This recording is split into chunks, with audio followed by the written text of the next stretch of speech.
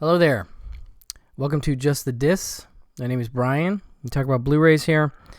And for this episode, we are going to talk about the August 2021 bundle from Imprint Films in Australia, a division of Via Vision Entertainment.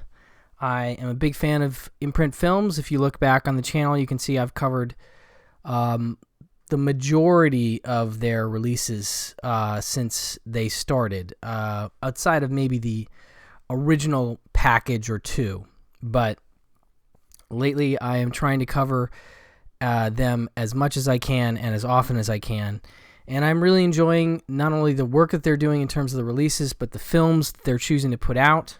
And this round of films has great variety, as they always do, from month to month. And let's get into it.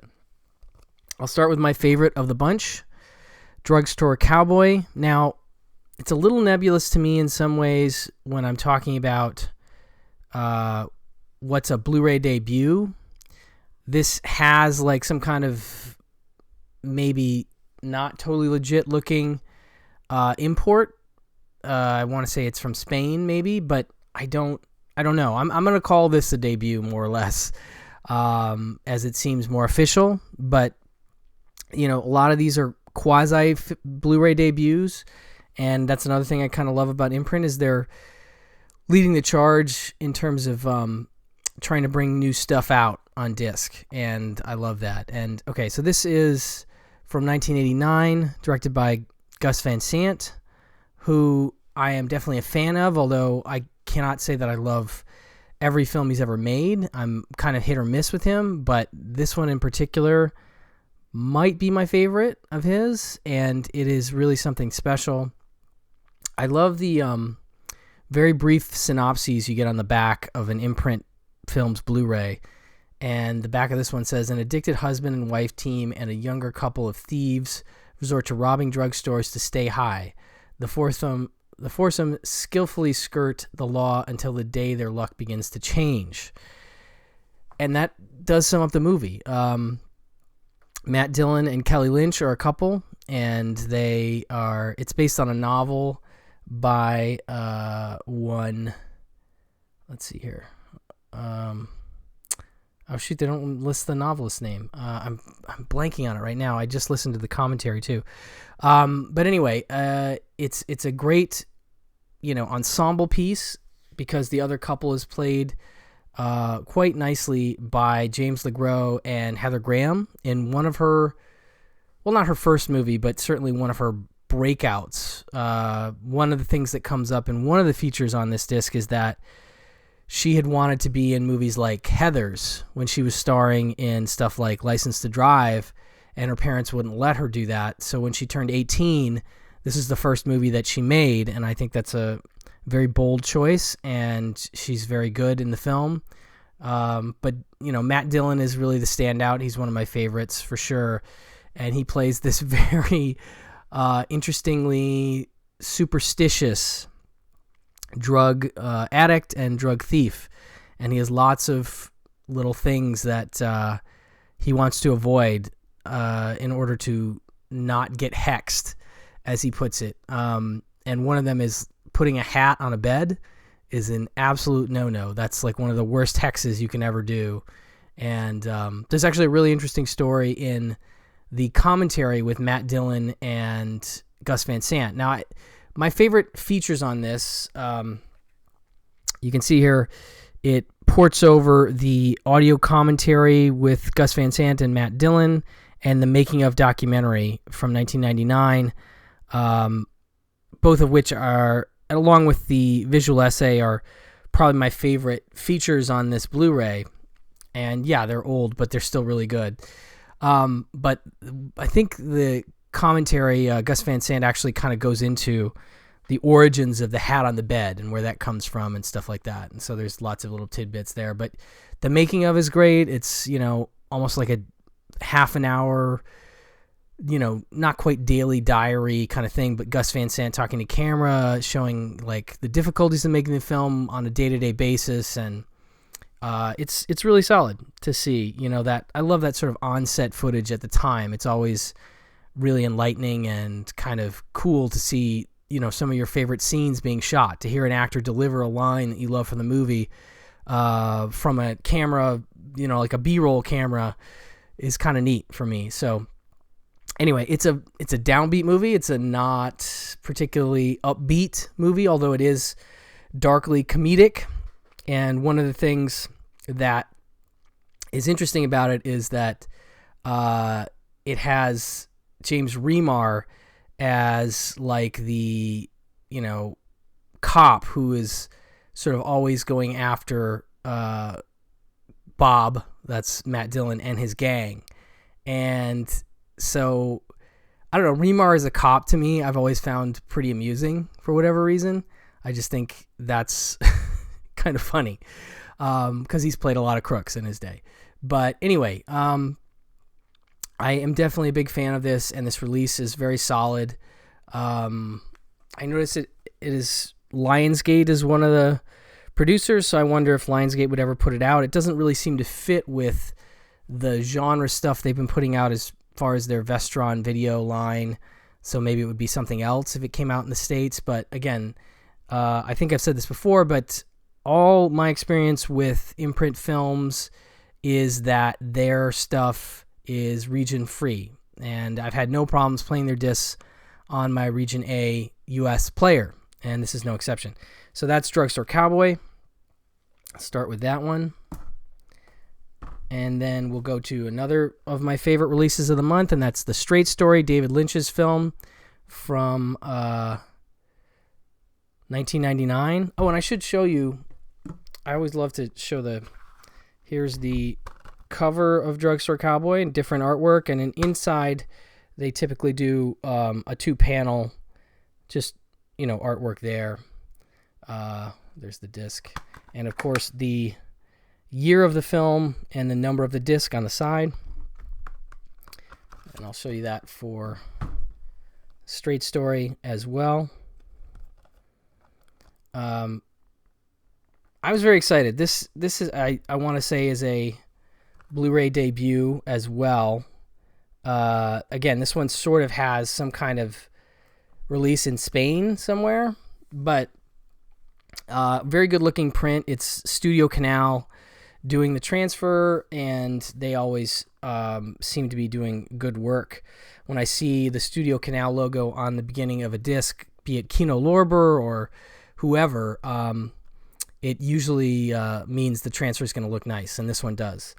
And this is a very unique film in David Lynch's filmography. It's very different in a lot of ways from everything else he ever did. It's the story of an older man, based on a true story, by the way, who rides a riding mower to go see his sick brother across several states, I want to say, and he is named Alvin Straight, and he is played by the great Richard Farnsworth in this film, and he is fantastic, as is Sissy Spacek, who plays his daughter, and Harry Dean Stanton, who plays his brother towards the end of the film.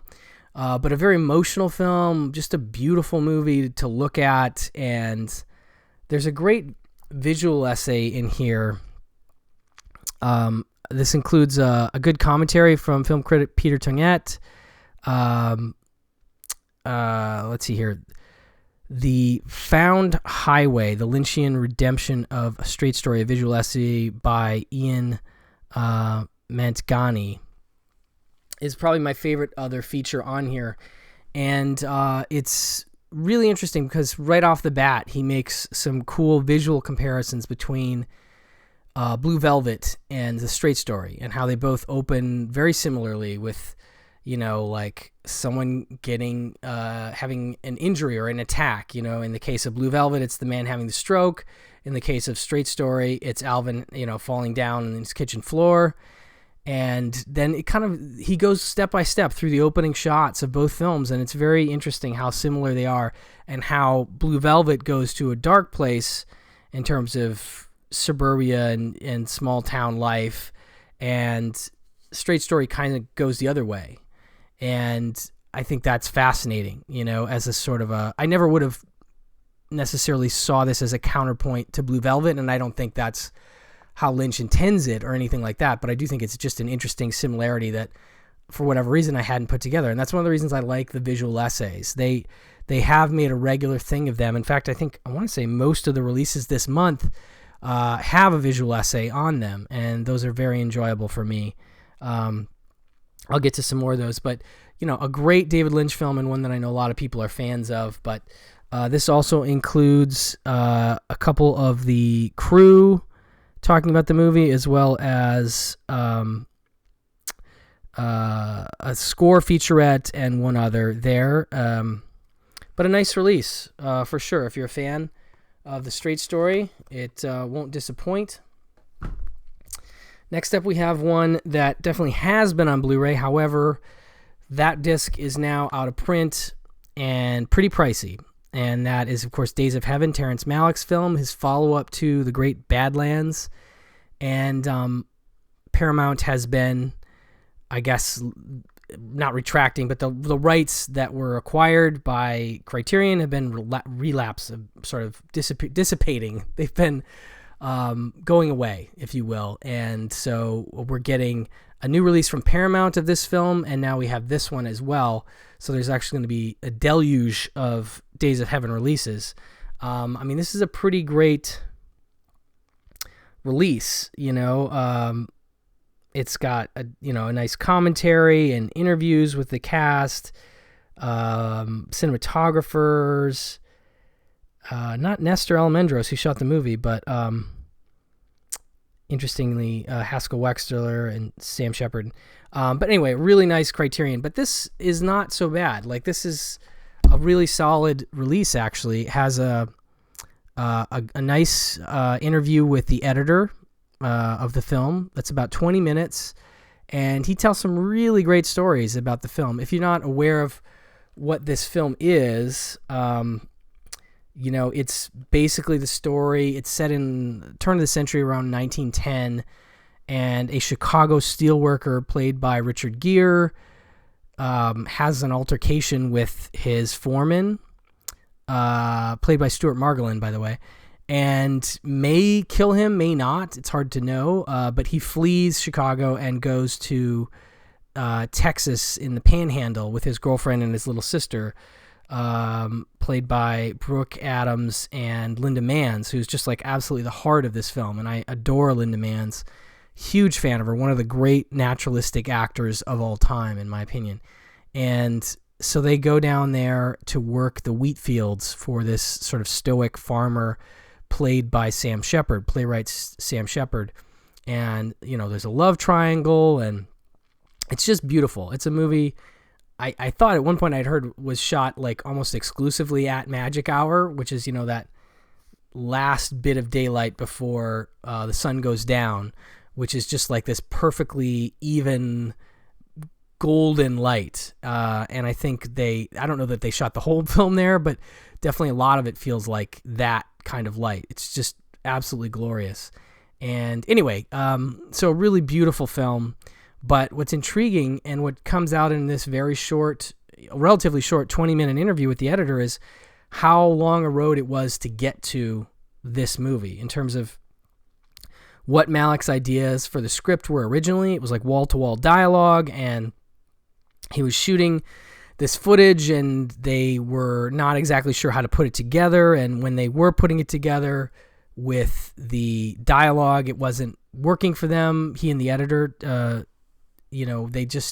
Terrence Malick and the editor, they just weren't liking it. And so they just ended up paring it down and down and down till there's not that much dialogue in the film at all. And then they came up with the idea of, they rewatched Badlands, which this editor had worked on with Terrence Malick, and they decided, what if we did voiceover again? And so then he talks this great story about how he wrote this, Terrence Malick wrote this voiceover for Linda Manns, and then when she would read it, it just felt stiff. It didn't quite work. And one night she came over, and they were going to do the last of it or something, and she told him, "Terry, I have to tell you this story." And he was just like, "I don't have time for that." And she's like, "Please, I really need you to tell you the story." And she proceeds to tell him the story of the apocalypse as told to her by this woman whose house she was staying at while she was in LA, who was like a very religious woman who would read Bible passages to her kids every night. And so she was reading the apocalypse story from the Bible to Linda Manns, and then Linda Manns recounted that story to Terrence Malick, and he immediately apparently turned on the tape recorder, and they, I think, used some of her retelling that story in the voiceover for Days of Heaven, and then they realized that what would be more authentic and work better is if they did what they ended up doing, which is to show Linda a scene from the movie. She's very young, obviously, in the film, and just ask her in her own words what just happened. What did we just watch? From the point of view of the character speaking in the first person, what was that? And so I guess, most of that VO, as I understand it, is sort of her recounting the movie in her own words. So it really feels true. It feels singularly Linda Manns. And again, she is just one of the best actors in my mind, like ever. I just adore her. So she really is the heart of the film and makes it, I think a success ultimately. Obviously, Nestor Almendros shooting your movie and making it look gorgeous, these wheat fields and the skies, and it is just so stunning. And this transfer looks excellent. This is 1080p high definition restored digital transfer, supervised and approved by Terrence Malick. Sounds like it's the same. It's described the same way on this Criterion, so I don't know if they've done a new scan, but I mean, it looks great. So if you missed out on Days of Heaven Criterion, I think this is a very worthy substitute for that. Beautiful release from Imprint. Here's what the inside looks like.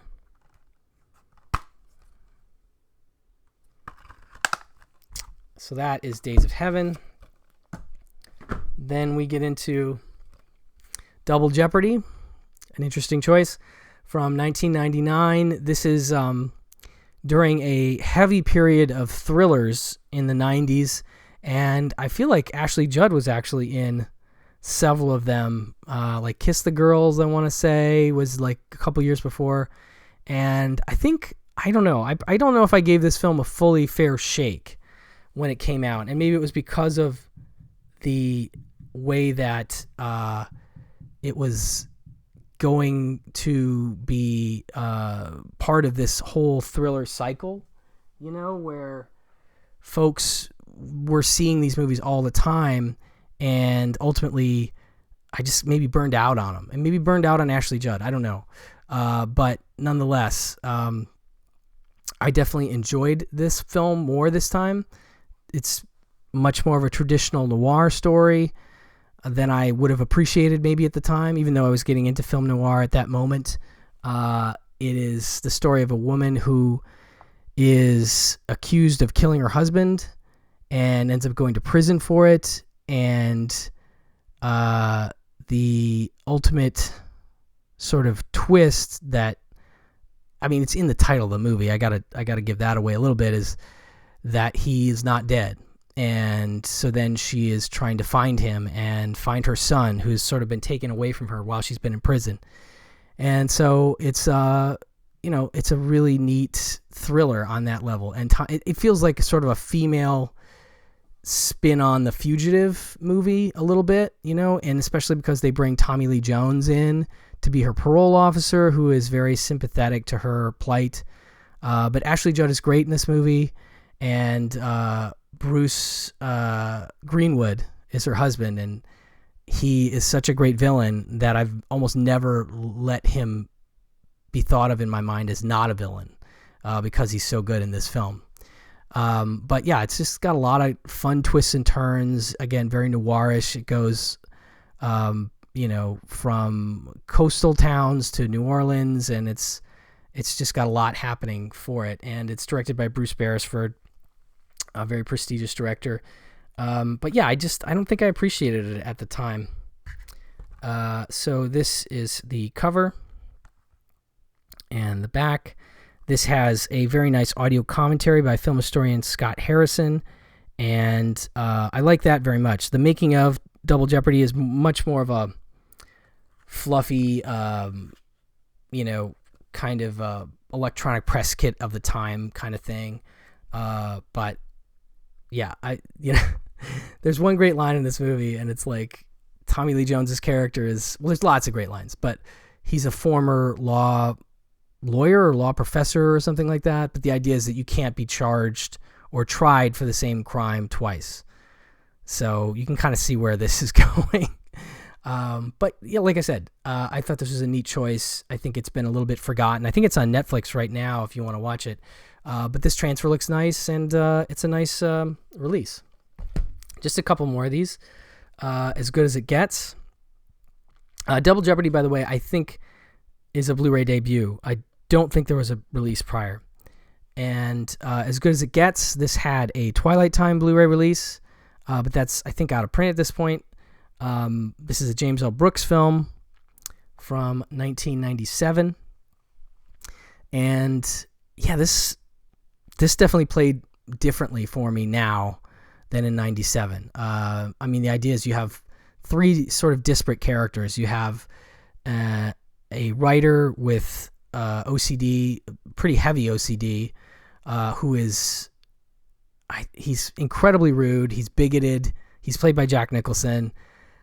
I think it was so audacious in terms of how awful he is to people in public at the time that I watched the movie that it was kind of shocking but funny. And it doesn't play quite as funny to me now. I just feel like it's a different time, I guess. It just doesn't play as funny. But then the other characters are this waitress who works in the diner that he goes to every day, and he loves to be served by her. It's all part of his OCD. He wants to be served by her. She is played by Helen Hunt. She has a sick child at home. That sort of gets into the plot. And then Greg Kinnear plays a gay artist roommate, or neighbor of Jack Nicholson's character. And through some kind of a little bit contrived things, they end up together, and they end up sort of on a road trip at one point. And there's just a lot of things I'd forgotten about this film.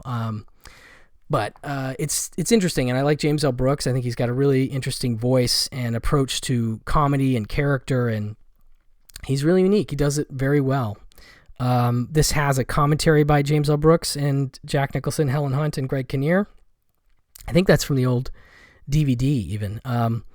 And then this new visual essay, again, by Ian Mentgani, I liked very much. All stocked up on Crazy, the Curious Case of As Good as It Gets. And yeah, he covers a lot of what I've sort of been talking about in terms of the characters and how it seems maybe just he's not being critical as much as he's observing how, certain things have to happen for certain kinds of characters to come together, and that maybe this movie is pushing a little hard to get these guys together, but it's also kind of aware that it's doing that. It's a really neat essay, and I dug it. Anyway, so that's As Good as It Gets.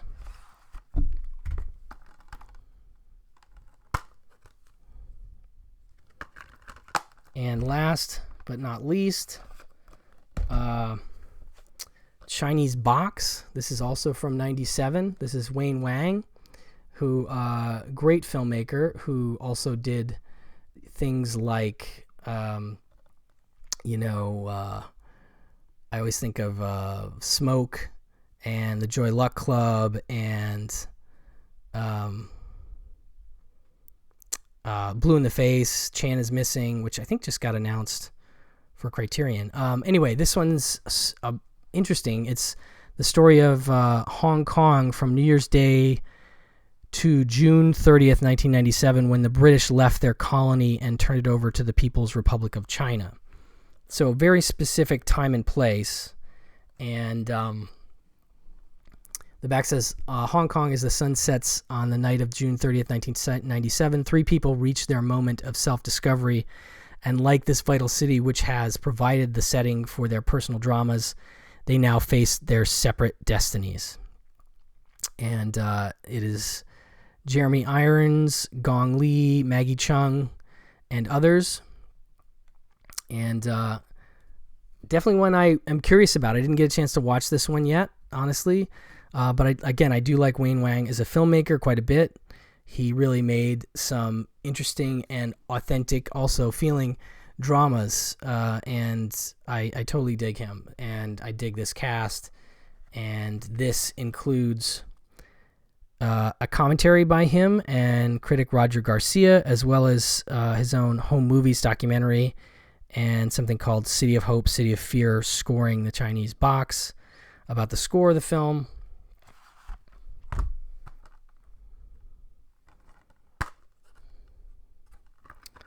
So that will do it for the August releases from Imprint Films. You can get them via the Via Vision website.